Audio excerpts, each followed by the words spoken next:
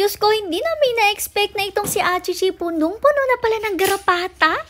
For today, nagulantang talaga si Mother at ayan, pinabalik niya si Achichi papasok dito sa mansion kasi may napansin nga siya. Bigla kasi nagkaroon ng parang butas-butas sa katawan si Achichi at akala ni Mother may mga sugat-sugat siya at baka nga daw napagkagat siya ng ibang aso. Pero nung i-check ni Mother ang nakita niya, ay grabe, sandamakmak na garapata. Diyos ko, kinikilabutan na agad ako dito pala. At kung mapapansin nyo guys, lahat ng mga bumps na yan na nasa katawan ni Achichi, puro garapata, pati rin nga yung tenga niya, punong-puno na at pinamahayan na ng garapata. Diyos ko naman, grabe tong si Achichi, hindi namin ina-expect, lalo na nga't palagi siyang andito sa loob natin. Buti na lang talaga atang pack members natin hindi kakapitan ng ganitong garapata kasi updated ang kanilang NextGuard Spectra. Yes guys, isa nga po yan sa kaya ni NextGuard Spectra, basta makainom niya ng inyong mga fur babies. In a span of 3 to 4 months talagang kahit may garapata yung katabi, hindi kakapit dyan sa fur baby nyo ang garapata. O diba ganon ka-powerful ang NextGuard Spectra, kaya naman medyo pricey rin talaga siya, pero worth it naman. Anyway, syempre hindi lang natin pwedeng pabayaan yung si Achichi na punong-puno ng garapata sa katawan. Kaya naman si Mother kumuha na agad siya nitong tweezers. Kumuha na rin nga siya ng isang pabilog na lagayan dyan, any container lang. Tapos nilagyan na rin nga niya ng alcohol. Bali yun nga yung paglalagyan natin ng mga makukuha nating garapata para nga mamatay rin sila habang nandyan sa alcohol at nakababad sila dyan. Nakakatuwa naman si Achichi nung time na to kasi patiently waiting siya dyan sa loob. Parang alam din naman niya na may gagawin sa kanya for today kasi ayan, naka-steady lang siya dyan. Apakabait rin kasi talaga nitong si Achichi na to. Actually, nung time na to, naghahanap nga si Mother na makakatulong niya pagtatanggal ng garapata. Tawan-tawa nga ako nung time na to kasi wala talagang tumulong sa kanya. Tinawag na niya si Kuya Jomar, si Kuya Edmar, pero ayaw nilang tulungan si Mother. Alam niyo ba kung bakit? Syempre, dahil nadidiri rin talaga sila sa garapata. Diyos ko, sino ba namang hindi? Hindi naman totally nadidiri. Alam niyo yung parang kinikilabutan nakakita pa lang ng garapata. Diyos ko, kahit nga ako nanonood pa lang, talagang nangangati na yung buong katawan ko at nai-imagine ko ng may garapata sa katawan ko. Kasi Diyos ko naman, sa buong buhay ko, hindi lang 2 beses ako nakapitan ng garapata. Naalala ko nga nung bata pa ako, bigla na lang akong may nakitang garapata nakakapit sa katawan ko. Akala ko talaga langib siya ng sugat, pero garapata pala. Diyos ko, nakakatakot.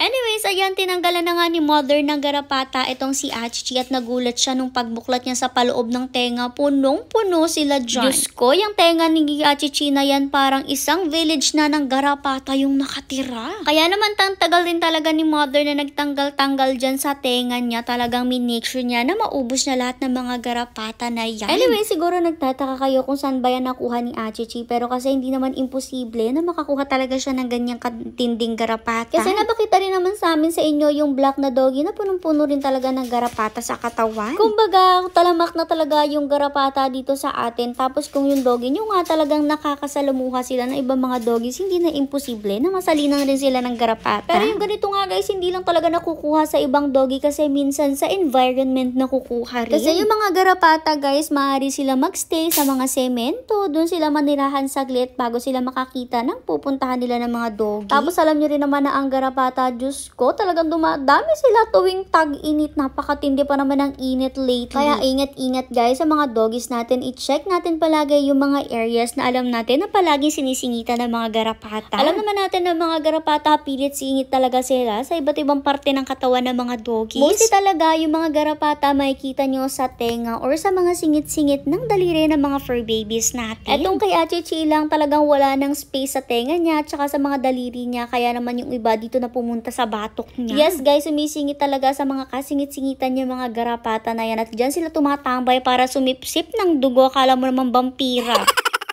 Kaya naman check din natin ng fur babies natin guys kasi maaari nila makuha yan lalo na kapag naglalakad-lakad sila sa labas. Anyways, balik tayo sa video. Ayan, dito medyo nagwawala na nga si Achichi kasi siguro nga nasasaktan na siya or medyo uncomfortable na yung tenga niya. Tingnan nyo nga, medyo madugo na rin yung tenga na yan kasi guys, kada alis nga ng garapata, syempre nakadikit siya sa skin tapos yung pinag-alsan talagang dudugo yan. Pero wala naman talagang choice din itong si Achichi kasi makakatulong rin naman to sa kanya kaya talagang chinaga ni Mother na tanggalin lahat yan. Diyos ko guys, hindi kayo maniniwala dito kasi tingnan nyo dito sa mga gitna ng daliri ni Achichi talagang punong-puno na rin. Alam nyo yun yung kada pagitan ng daliri niya siguro may tigli-5 garapata. Ay, Diyos ko, sobrang dami nilang nakuha dyan, guys. Sabi ko nga kay mother, bakit hindi vinidyohan yung pinakalagayan para makita nyo kung gaano kadami. Pero sabi nga niya, hindi na daw kasi talaga naisip videohan sa sobrang busy niya pagtatanggal dito kay Achichi. Tingnan nyo naman yung lagayan niya. Kanina puting-puti yun or clear na clear dahil nga ng alcohol. Pero ngayon kung mapapansin nyo, brownish na talaga yung kulay niyan dahil talagang halos kalahati ng lagayan na yan. Punong-puno talaga ng garapata. Anyways, medyo malikot na rin nga si Achichi nung time na to. Kaya naman na ginawa ni mother, tinalian nga muna siya. Tinali lang rin nga muna siya dyan sa motor para hindi siya masyado makalayo. Kasi oo nga't medyo uncomfortable sa pakiramdam yung ganitong tinatanggalan. Pero Diyos ko, mamaya ang laking ginhawa niya. Kasi nga kahit papano matatanggal yung iba-ibang garapata niya kahit hindi man masyadong masait. Anyways, after nga niyan, syempre medyo patay na yung garapata dahil sa alcohol. Pero susunugin pa ni mother yan. Bale, nilagay nga niya dyan sa isang tissue, ibinuhos lang niya para matanggal yung alcohol or matira lang sa ibabaw yung garapata tapos sa kanila sinunod. Dahil nga may alcohol din yan, mas masusunog talaga sila dyan at syempre, sunog na sunog at patay na sila dyan. Imposibleng mabuhay pa sila. Goodbye mga garapata. Diyos ko, talagang in-invade nyo ang buong katawan ng Achichi. Ayan na nga, unti-unti na rin sila nasusunog dyan. Tapos alam nyo ba, talagang pinaglaruan at minasakar pa sila ni mother.